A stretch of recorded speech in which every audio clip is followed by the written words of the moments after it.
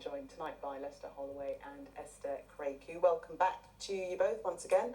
Let's have a look at the I front page. And they're telling us about Tory leaders in waiting, unofficially, of course, but seemingly people are jostling and setting out their tanks, as it were, on the lawn. Yes, this is the rats in the sack that is the Conservative Party conference at the moment.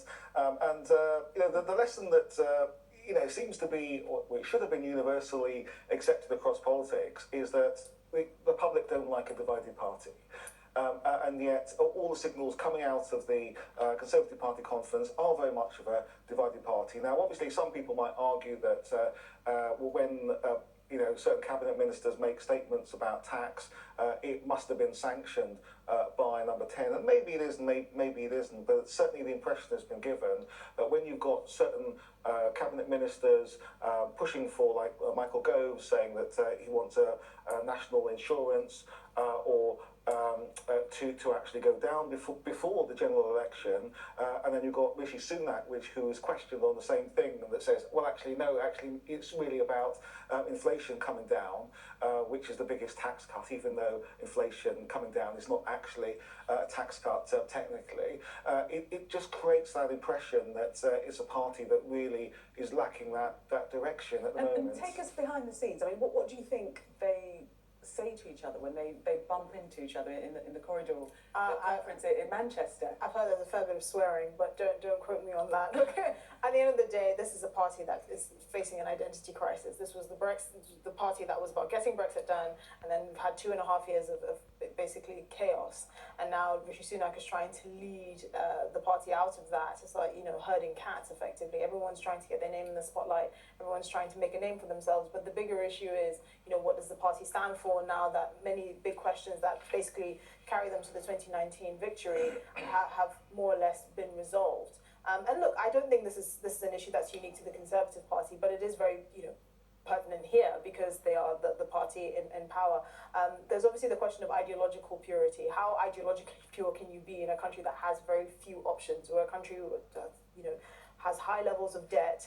Welfare is continuing to be an issue. You have the Prime Minister struggling to even guarantee the triple lock for pensions.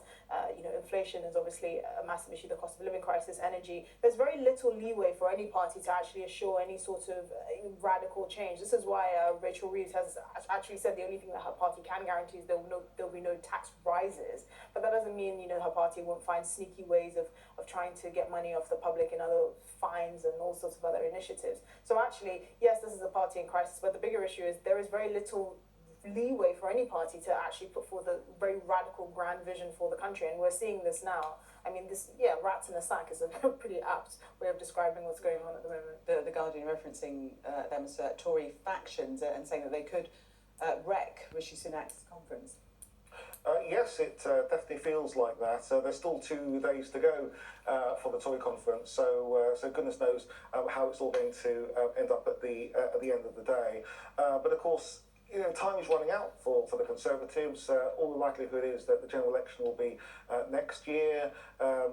Jeremy Hunt, the Chancellor, was quoted or secretly recorded, I think, at a Tory conference, suggesting that when inflation got to around 3%, which suggests the autumn of next year, then that's when the Tories will go to the country on the basis that at least that's something to claim credit for, even though actually reducing inflation, it was always going to come down anyway, and it's unlikely to be at the very low level that it was before the start of the financial crisis. It's interesting he's making the point that, bringing down inflation, which you can't actually control, is what's going to give the public a tax cut. But actually he's forgetting that many people are going to be dragged into a higher tax bracket, fiscal drag, because, as people negotiate higher salaries because of inflation, they get dragged into a higher tax bracket, so more people are paying taxes. He's also conveniently left out the fact of what actually inflation does to government debt, so actually, reduces the value of our debt. So he's trying to play a two-pronged game and is hoping that we don't catch on. But yeah, this is a party that has very little room to maneuver, and it's unfortunately the state of the country at the moment. Wouldn't you expect, though, at this time, and as you describe them having that small amount of room to manoeuvre, that everybody would be under a 3-line whip to stick to one line. This is assuming that they believe that they have a leader they can get behind. We still have to remember there's a faction in the Tory party that are still very bitter about how Boris Johnson was ousted out of the party. Priti Patel leading that charge, and she has a lot to thank Boris Johnson for, particularly the Dame in her name now. But the reality is, he wasn't a popular choice amongst the Conservative base, and certainly amongst a huge part of parliamentarians up until recently. So he's not someone that commanded a lot of respect in that way anyway. So I'll be surprised if he could suddenly do that at this party conference.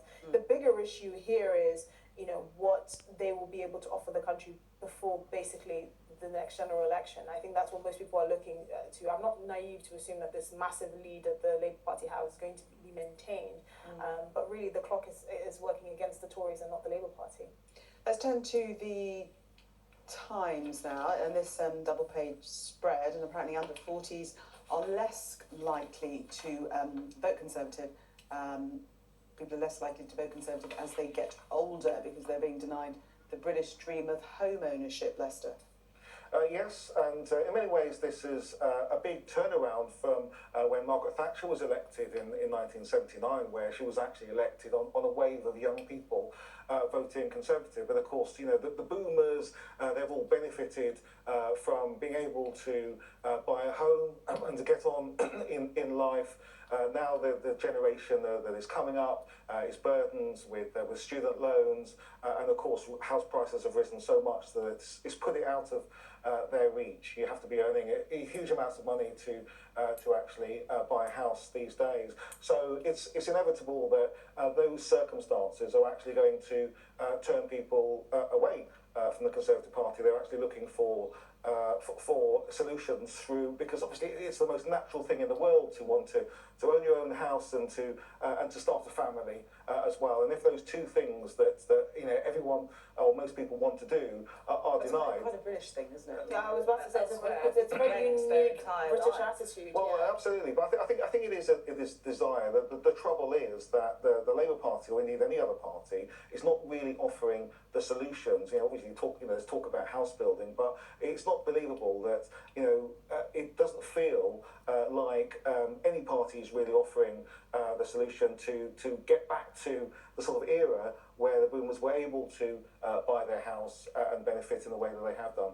Esther, this speaks to generational inequality. I mean, I'm sceptical.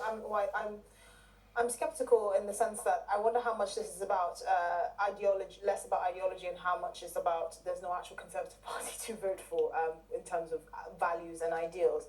Look, the issue with housing is not a small issue, and it's not an issue that's going to go away. I mean, there's basically a 4 million house deficit in terms of what should exist and what we don't have in the system right now. And that's not something that either the Labour Party or the Tories are going to solve overnight. But there is a real issue with aspiration.